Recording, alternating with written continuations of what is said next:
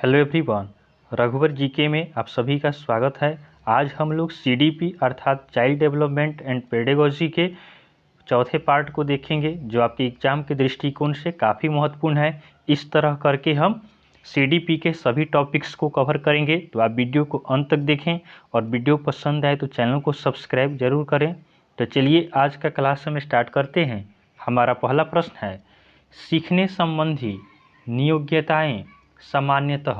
सीखने संबंधी नियोग्यताएं सामान्यतः ऑप्शन ए आपका है लड़कियों की तुलना में अधिकतम लड़कों में पाई जाती है, तो यह आपका सही नहीं हो सकता है।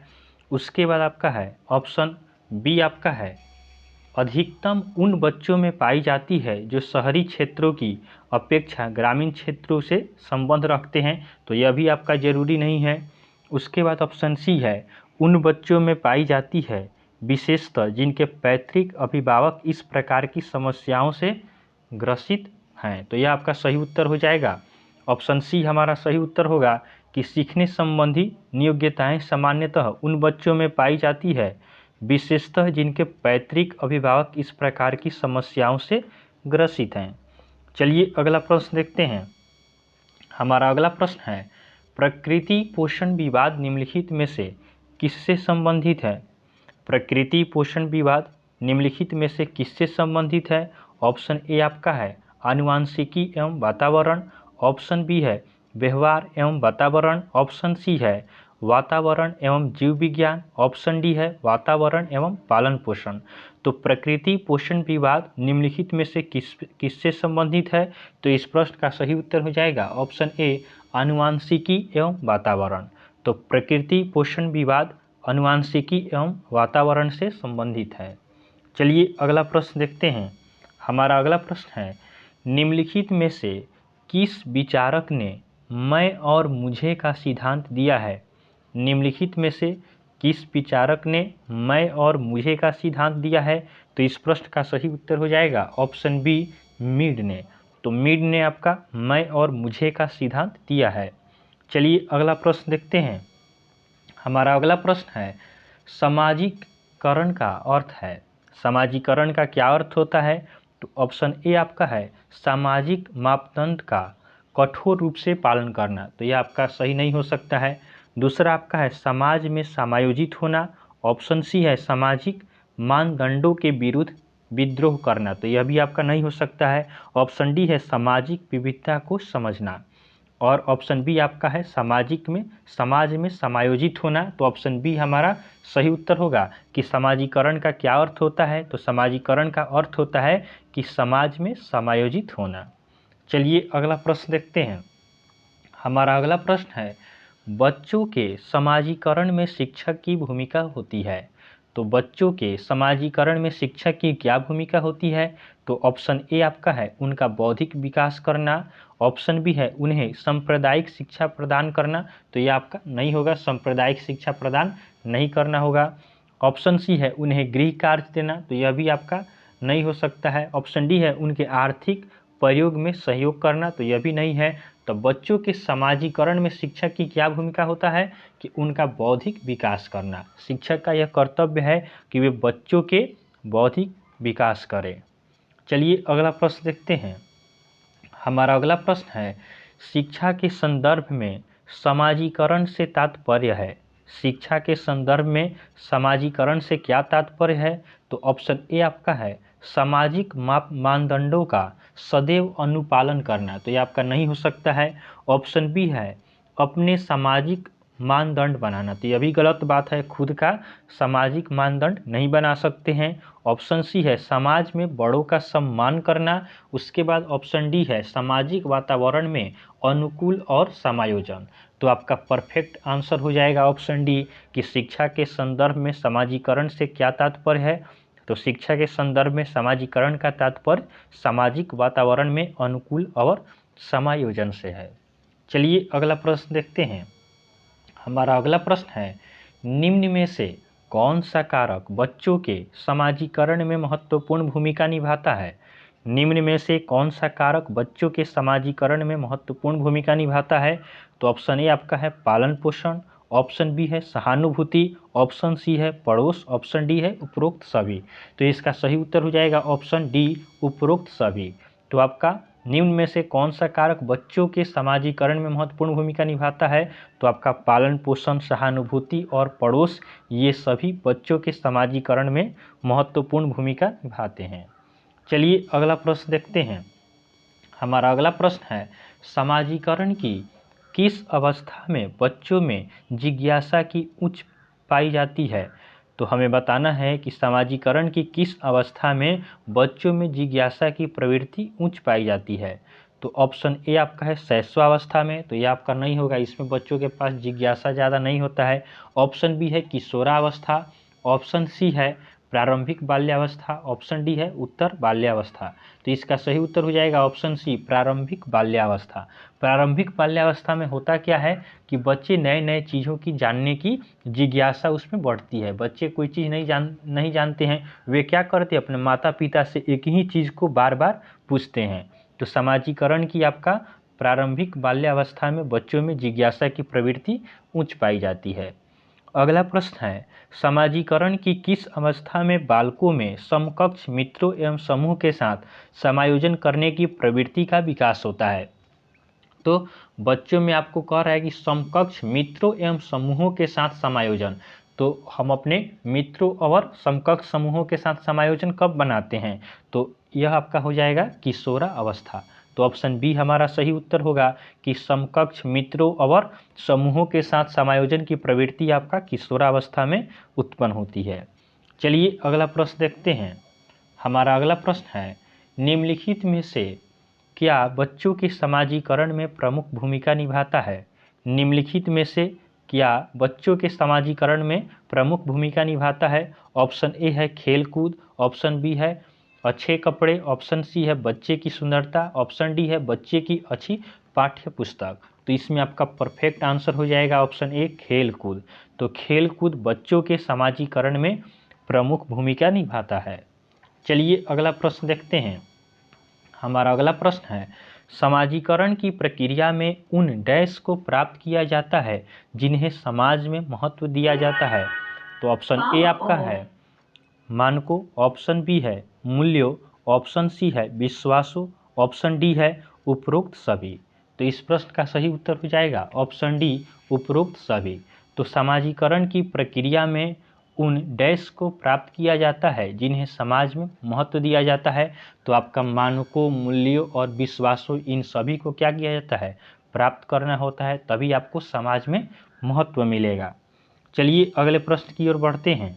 हमारा अगला प्रश्न है, समाजीकरण सहयोग करने वाले व्यक्तियों में हम की भावना का विकास करता है और उनमें एक साथ कार्य करने की इच्छा तथा क्षमता का विकास करता है। यह कथन किसका है? हमारा प्रश्न कह रहा है कि समाजीकरण सहयोग करने वाले व्यक्तियों में हम की भावना का विकास करता है और उनमें एक साथ कार्य करने की इच्छा तथा क्षमता का विकास करता है। यह कथन किसका है? तो इसका सही उत्तर हो जाएगा ऑप्शन बी रॉस का। चलिए अगले प्रश्न की ओर बढ़ते हैं। हमारा अगला प्रश्न है, समाजीकरण की प्रक्रिया में अनुकरण को उपयोग तथा विकासात्मक बनाने के लिए आवश्यक तत्व है।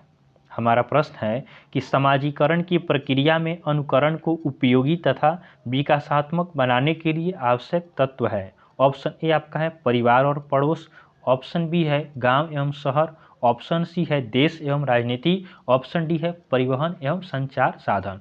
तो ध्यान देंगे, समाजीकरण की प्रक्रिया में अनुकरण के लिए उपयोगी तथा विकासात्मक बनाने के लिए आवश्यक तत्व क्या है? तो हम समाज के प्रति सबसे पहले कहाँ सीखते हैं? अपने परिवार और पड़ोस से सीखते हैं। कहा जाता है कि जो व्यक्ति अपने परिवार को अच्छे से चला सकता है वह एक गांव को चला सकता है, जो एक गांव को चला सकता है वह एक क्या करता है, एक राज्य को चला सकता है, और जो राज्य को चला सकता है वह एक देश को चला सकता है। तो सबसे पहले हम समाजीकरण की परिभाषा कहाँ सीखते हैं? अपने घर से सीखते हैं। चलिए अगला प्रश्न को देखते हैं। हमारा अगला प्रश्न है, कोई बालक घर में ज़्यादा बात नहीं करता लेकिन विद्यालय में वह काफ़ी बात करता है। यह दर्शाता है कि ऑप्शन ए आपका है विद्यालय हर समय बच्चों को खूब बात करने का अवसर देता है। तो यह आपका नहीं होगा। ऑप्शन बी है शिक्षकों की यह मांग होती है कि बच्चे विद्यालय में खूब बात करें, तो यह भी नहीं है। बालक को अपना घर पसंद नहीं है, तो ऐसा भी बात नहीं होता है। तो ऑप्शन डी है उसके विचारों को विद्यालय में मान्यता मिलती है। तो ऑप्शन डी हमारा सही उत्तर हो जाएगा कि कोई बालक घर में ज़्यादा बात नहीं करता है लेकिन स्कूल में ज़्यादा बात करता है। तो इसका सही उत्तर हमारा हो जाएगा उसके विचारों को विद्यालय में मान्यता मिलती है। चलिए अगले प्रश्न को देखते हैं। हमारा अगला प्रश्न है निम्नलिखित में से कौन सा बच्चों के समाजीकरण के प्रगतिशील मॉडल के संदर्भ में सही नहीं है। ऑप्शन ए आपका है समूह कार्य में सक्रिय सहभागिता तथा सामाजिक कौशलों को सीखना। ऑप्शन बी है बच्चे विद्यालय में बताई गई बातों को स्वीकार करते हैं चाहे उनकी सामाजिक पृष्ठभूमि कुछ भी हो, तो यह आपका तो नहीं हो सकता है।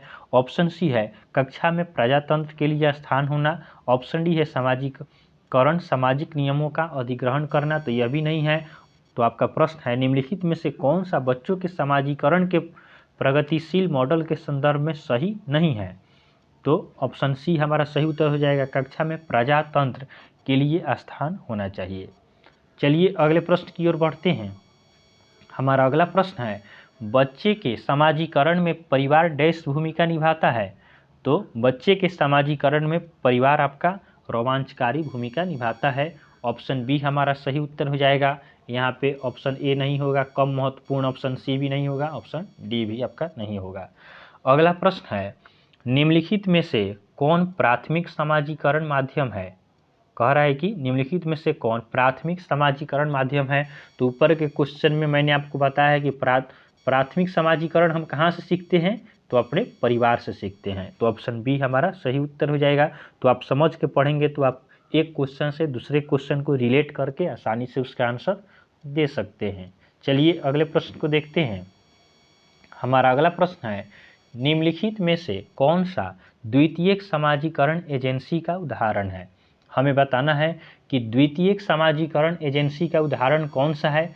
तो ऑप्शन ए है परिवार एवं पास पड़ोस, तो यह आपका प्राथमिक उदाहरण होता है समाजीकरण का। ऑप्शन बी है परिवार एवं मीडिया। ऑप्शन सी है विद्यालय एवं मीडिया। ऑप्शन डी है मीडिया एवं पास पड़ोस। तो सेकेंड आपका समाजीकरण हम अपने विद्यालय से सीखते हैं। तो ऑप्शन सी हमारा सही उत्तर होगा कि निम्नलिखित में से कौन सा द्वितीयक समाजीकरण एजेंसी का उदाहरण है। तो विद्यालय एवं मीडिया। चलिए अगले प्रश्न की ओर बढ़ते हैं। हमारा अगला प्रश्न है समाजीकरण वह प्रक्रिया है जिसे बच्चे व वयस्क सीखते हैं। ऑप्शन ए है परिवार। ऑप्शन बी है विद्यालय से। ऑप्शन सी है श्रेष्ठ जनों से। ऑप्शन डी है उपरोक्त सभी। तो इसका सही उत्तर हो जाएगा ऑप्शन सी श्रेष्ठ जनों से। तो समाजीकरण वह प्रक्रिया है जिससे बच्चे अपने श्रेष्ठ जनों से सीखते हैं। अगला प्रश्न है निम्नलिखित में से कौन सा बच्चों के समाजीकरण का प्राथमिक कारक है। बच्चों का प्राथमिक समाजीकरण का प्राथमिक कारक क्या है यह हमें बताना है। तो ऑप्शन ए है माता पिता का कार्यस्थल। ऑप्शन बी है निकटस्थ परिवार। ऑप्शन सी है पुस्तकें एवं प्रतिक्रियाएं। ऑप्शन डी है अस्पताल के कर्मचारी। तो इसका सही उत्तर हो जाएगा ऑप्शन बी निकटस्थ परिवार। तो निम्नलिखित में से कौन सा बच्चों के समाजीकरण का प्राथमिक कारण है। तो प्रथम समाजीकरण का कारण हम कहाँ सीखते हैं, अपने नज़दीकी परिवारों से, आस पड़ोस के लोगों के साथ बातचीत करके हम सीखते हैं। चलिए अगले प्रश्न को देखते हैं। हमारा अगला प्रश्न है पियाजे थे। तो पियाजे कौन थे। तो ध्यान देंगे ऑप्शन ए आपका है खगोलविद। ऑप्शन बी है भूगर्भ शास्त्री। ऑप्शन सी है मनोवैज्ञानिक। ऑप्शन डी है समाज शास्त्री। तो देखिएगा जीन पियाजे आपका एक मनोवैज्ञानिक थे। तो ऑप्शन सी हमारा सही उत्तर हो जाएगा कि जीन पियाजे मनोवैज्ञानिक थे। अगला प्रश्न है निम्न में से किसका कथन है कि ज्ञानात्मक विकास नकल पर आधारित न होकर खोज पर आधारित होना चाहिए। ज्ञानात्मक विकास नकल पर आधारित न होकर खोज पर आधारित होना चाहिए। तो यह कथन आपका जीन पियाजे का है। तो आप ध्यान रखेंगे यह काफ़ी इम्पोर्टेंट क्वेश्चन है कि निम्नलिखित में से कौन सा कथन किसका यह कथन है कि ज्ञानात्मक विकास नकल पर आधारित न होकर खोज पर आधारित होता है। जीन पियाजे का यह कथन है। चलिए अगले प्रश्न की ओर बढ़ते हैं। हमारा अगला प्रश्न है इंद्रिय जनित नामक अवस्था होती है। तो इंद्रिय जनित नामक अवस्था कब कहा जाता है? तो इंद्रिय जनित नामक अवस्था आपका जन्म से 2 वर्ष तक होता है। तो ऑप्शन सी हमारा सही उत्तर हो जाएगा कि इंद्रिय जनित नामक अवस्था कब से कब तक होता है? तो ये आपका जन्म से 2 वर्ष तक होता है। तो आप इसे ध्यान रखेंगे।